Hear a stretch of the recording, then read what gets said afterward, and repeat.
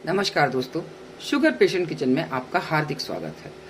दोस्तों, मौसम बदल रहा है, बारिश भी खूब है और अब मौसम ऐसा हो गया है कि जब बारिश आती है तो बारिश के मौसम में थोड़ी हल्की ठंड भी लगने लगती है। रात में भी काफ़ी ठंडक हो जाती है। ऐसे मौसम में जो एक समस्या हमें सबसे ज़्यादा परेशान करती है वो है पित्ती का उछलना, शीत पित्त। कुछ लोग इसको दाफड़ बोलते हैं, तो ये आपके इलाके में जो भी कहा जाता है। तो लेकिन ये समस्या परेशान बहुत करती है। आज मैं आपको इस समस्या का एक ऐसा निदान बताऊंगी जो आज से पहले आपने ना कभी देखा होगा ना सुना होगा। दोस्तों, आधे घंटे में कितनी भी आपको पुरानी पित्त हो, आधे घंटे में आपको बहुत जल्दी आराम मिल जाएगा। ये दवा मैंने एक, कहते हैं ना कि जब कोई भी चीज़ बताने से ज़्यादा जब आप उसको के चक्कर में खुद फंसते हैं, जब आप उसको खुद भुगतते हैं, भोगते हैं, तब आपको ज़्यादा समझ में आती है और तभी उसके निदान बिल्कुल सही वाले निकलते हैं। पित्ती जब उछलती है दोस्तों तो बहुत खुजली मचती है शरीर में, और अगर आप उसको एक बार खुजला लेते हैं तो फिर लगातार खुजली मचती रहती है। और जनरली जो दवाइयाँ अभी तक आयुर्वेद वगैरह की मैंने यूट्यूब पे देखी हैं, वो दवाइयाँ आपको एक दिन में आराम देंगी, 2 दिन में आराम देंगी, लेकिन आज मैं जो आपको दवा बताने जा रही हूँ दोस्तों, वो आपको आधे घंटे में आराम देगी। तुरंत जैसे ही आप लगाएंगे, आधा घंटे से कम ही रहेगा दोस्तों, ज़्यादा कभी नहीं होगा।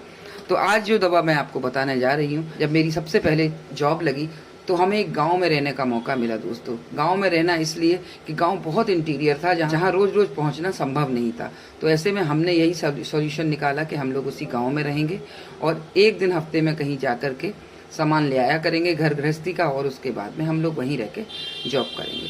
तो वहाँ पर मेरे हस्बैंड को बचपन से ये पित्ती उछलती थी, तो उनको वहाँ भी ये शिकायत हुई। अब क्या करें, दवा भी थोड़ा सा, चूंकि इंटीरियर था तो जाना भी थोड़ा मुश्किल होता था और आसानी से अच्छा कोई डॉक्टर भी समझ में नहीं आता था। तो वहाँ मुझे गांव में जो स्थानीय लोग थे, जो महिलाएं थी, उन्होंने मुझे एक दवा बताई और उसके इस्तेमाल का तरीका बताया।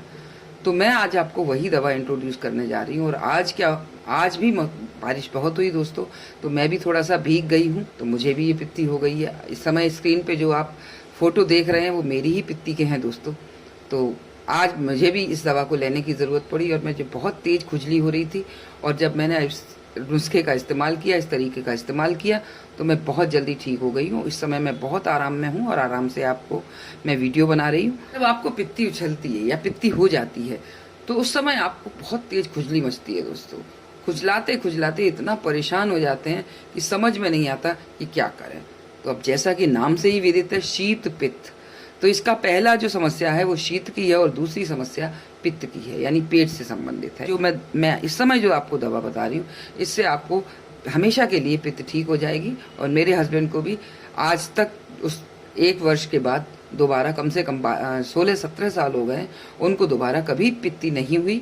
तो इसीलिए मैं आज आपको ये नुस्खा शेयर करने जा रही हूँ। तो सबसे पहले दोस्तों, जब आपको पित्ती हो जाती है तो पहले तो आप उस शीत को ख़त्म करने की कोशिश करिए, यानी कि जो ठंडक है, आपका शरीर में ठंडक महसूस हो रही है, उसको ख़त्म करने की कोशिश करिए। शरीर में खुजली हो रही है तो आप सबसे पहले जाइए अपने किचन में और अपनी गैस को जला दीजिए, और देखिए आप इस तरह से अपने हाथों को तपाइए। सबसे पहले आपको क्या करना है, आपको शीत दूर करनी है।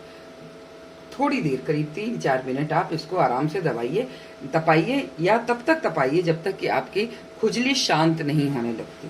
तो सबसे पहले आपका एक जो तुरंत वाला नुस्खा है वो ये है, अपने हाथों को तपाइए, और जैसे जैसे आपका खून गर्म होता जाएगा, आपकी ये खुजली जो है शांत होती जाएगी।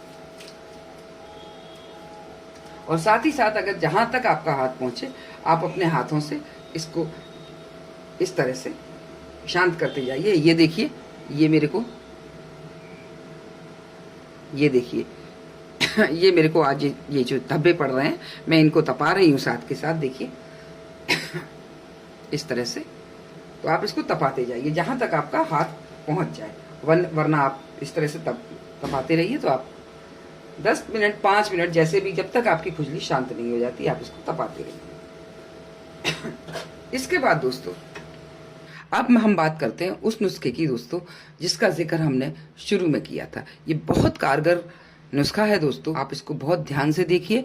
लेकिन दोस्तों, इस नुस्खे को बताने से पहले अगर अभी तक आपने मेरे चैनल को सब्सक्राइब नहीं किया है तो प्लीज़ मेरे चैनल को सब्सक्राइब करें। और इस वीडियो को, मेरी आपसे हम्बल रिक्वेस्ट है कि इस वीडियो को आप जो भी देखें वो लाइक ज़रूर करें, क्योंकि इतना अच्छा नुस्खा आपने आज तक कभी शीत पित्त के लिए नहीं देखा होगा। तो चलिए अब शुरू कर लेते हैं। तो देखिए, यहाँ पर है ये मेरे पास देशी घी। तो मैंने कुछ जगह ये भी देखा है कि लोगों ने बताया है कि आप इसमें नमक मिला लें, सेंधा नमक मिला लें। तो आप ऐसा ना करें, क्योंकि जब आप खुजली मचा लेते हैं तो उस जगह स्क्रैच पड़ जाते हैं हमारी स्किन में, और उस जगह जब नमक लगेगा तो दोस्तों वो तो खुजली से भी ज़्यादा बेचैन परिस्थिति में आप आ जाएंगे। तो इसलिए मैं आपको बार बार कहती हूँ कि अनुभव जब किया जाता है किसी भी चीज़ का, तब जो रिजल्ट निकलता है वही 100% सॉलिड रिजल्ट होता है दोस्तों। तो चलिए अब हमारा अनुभव देख लीजिए दोस्तों। तो ये है हमारे पास भैंस का देशी घी।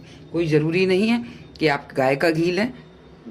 गाय का घी औषधीय गुणों से परिपूर्ण होता है, लेकिन गाय का घी यहाँ कोई ज़रूरी नहीं है। मैं आपको इसलिए रिकमेंड नहीं कर रही हूँ क्योंकि मैंने उस समय भी भैंस का ही घी इस्तेमाल किया था, और मैं आज अपने लिए भी मैंने भैंस का ही घी इस्तेमाल किया है। हाँ, भैंस का घी आपका घर का निकला हुआ होना चाहिए, आपका भरोसेमंद घी होना चाहिए, उसमें कोई और चीज़ मिली हुई नहीं होनी चाहिए।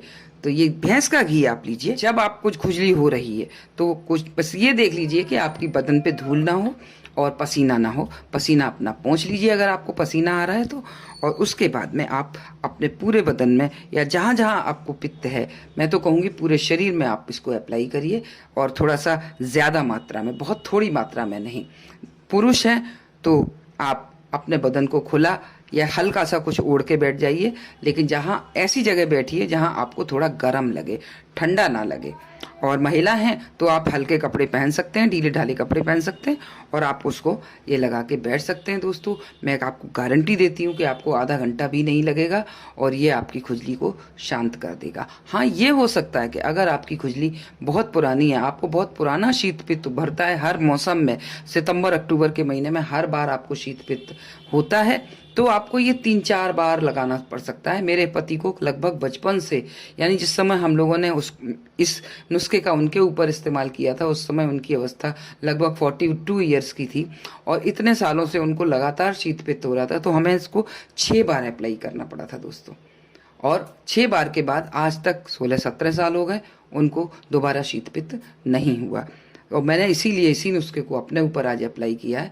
तो आप भी अपने ऊपर अप्लाई करिए, और साथ ही साथ जहाँ जहाँ आपके जो चकत्ते हैं उन पर आप उंगली से देर तक रगड़िए, और आपको बहुत आराम मिलेगा दोस्तों। तो आज के लिए इतना ही दोस्तों।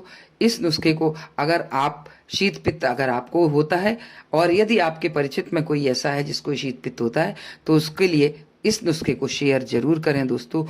आप चैनल से जरूर जुड़े रहिए दोस्तों। यहाँ पर मैं जो कुछ भी आपको बताती हूँ वो ज़्यादातर मेरा खुद का आजमाया हुआ होता है, तो आप इसलिए आपको वो बहुत फ़ायदा करेगा, 100% फ़ायदा करेगा दोस्तों। चैनल से जुड़े रहिए। नमस्कार दोस्तों, अगले वीडियो में आपसे मेरी फिर मुलाकात होगी।